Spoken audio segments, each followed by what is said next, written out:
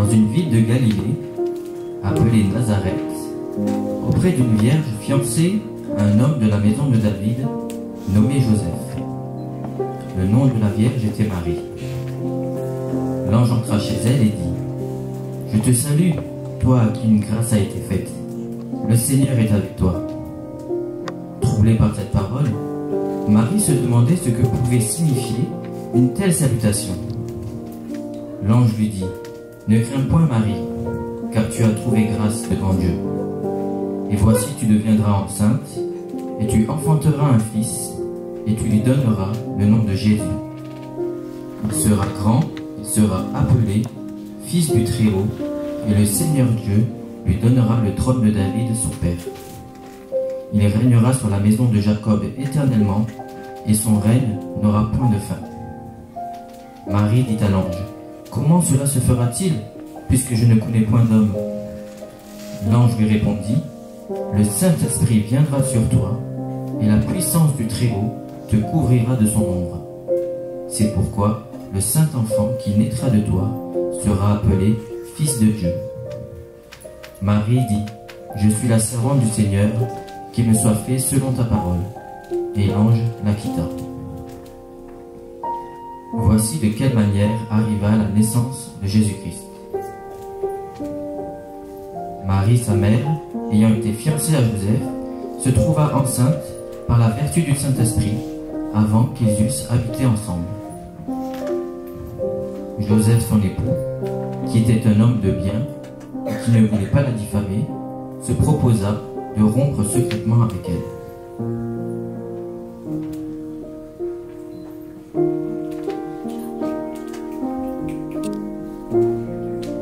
Comme il y pensait, voici un ange du Seigneur lui apparut en songe et dit: « Joseph, fils de David, ne crains pas de prendre avec toi Marie, ta femme, car l'enfant qu'elle a conçu vient du Saint-Esprit.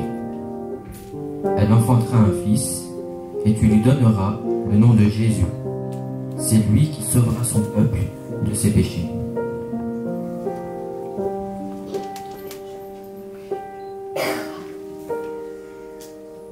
Tout cela arriva afin que s'accomplisse ce que le Seigneur avait annoncé par le prophète. Voici, la Vierge sera enceinte, elle enfantera un fils, et on lui donnera le nom d'Emmanuel, ce qui signifie Dieu avec nous. Joseph s'étant réveillé, fit ce que l'ange du Seigneur lui avait ordonné, et il prit sa femme avec lui.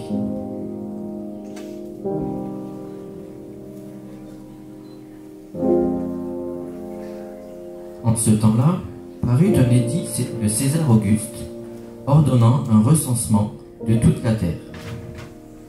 Ce premier recensement eut lieu pendant que Quirinius était gouverneur de Syrie. Tous allaient se faire inscrire, chacun dans sa ville.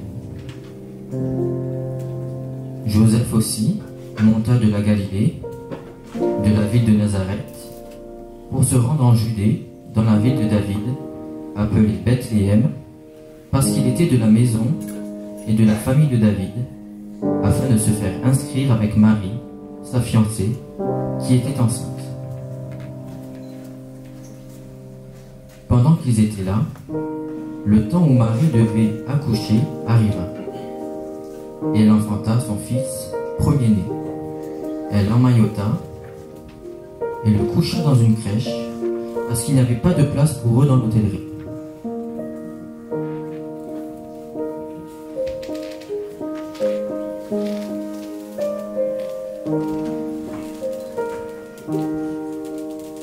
Il y avait dans cette même contrée des bergers qui passaient dans les champs les veilles de la nuit pour garder leurs troupeaux. Et voici un ange du Seigneur leur apparut, et la gloire du Seigneur resplendit autour d'eux. Ils furent saisis d'une grande frayeur. Mais l'ange leur dit: « Ne craignez point, car je vous annonce une bonne nouvelle, qui sera pour tout le peuple le sujet d'une grande joie. C'est qu'aujourd'hui, dans la ville de David, il vous est né un sauveur, qui est le Christ, le Seigneur. Et voici à quel signe vous le reconnaîtrez. Vous trouverez un enfant emmailloté et couché dans une crèche. » Et soudain il se joignit à l'ange une multitude de l'armée céleste, louant Dieu et disant: Gloire à Dieu dans les lieux très hauts, et paix sur la terre parmi les hommes qui l'agréent. Lorsque les anges les eurent quittés pour retourner au ciel, les bergers se dirent les uns aux autres: Allons jusqu'à Bethléem et voyons ce qui est arrivé, ce que le Seigneur nous a fait connaître.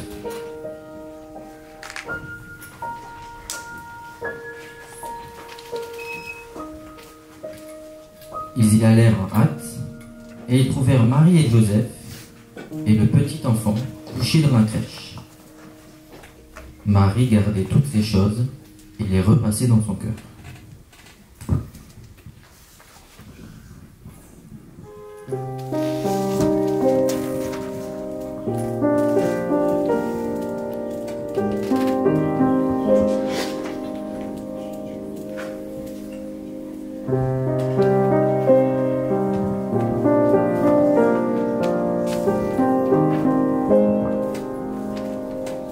Marie, savais-tu que ton nouveau-né est le divin créateur? Marie, savais-tu que ton nouveau-né sauvera tous les pécheurs? Savais-tu que ton nouveau-né est aussi là pour toi?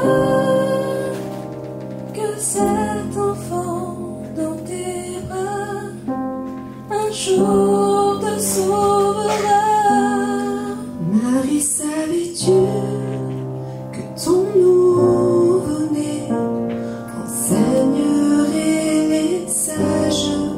Marie, savais-tu que ton nouveau-né calmerait les orages? Savais-tu que ton nouveau-né est connu dans les cieux? Lorsque tu caresses son visage, qu'il est aussi ton Dieu.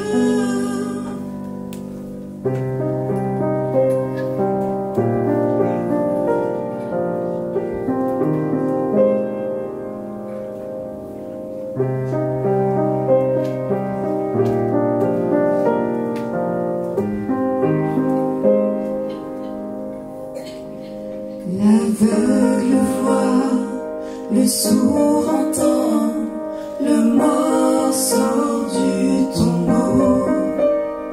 Le boiteux danse, le muet chante, les merveilles de Dieu. L'aveugle voit, le sourd entend, le mort sort du tombeau. Le boiteux danse, le muet chante, les merveilles de Dieu.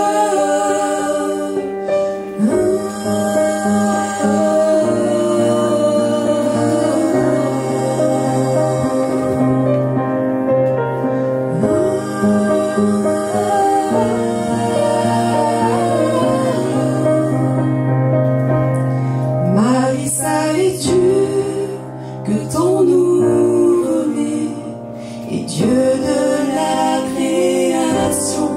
Marie, savais-tu que ton nouveau-né régnerait sur les nations? Savais-tu que ton nouveau-né est l'agneau immolé? Que cet enfant dans tes bras est le Dieu Tout-Puissant.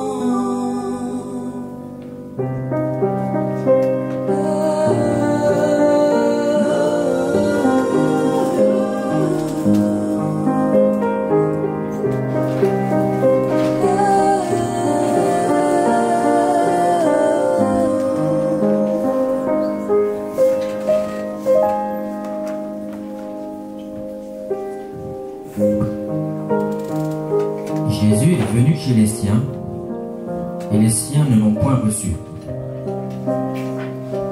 Méprisé et abandonné des hommes, homme de douleur et habitué à la souffrance,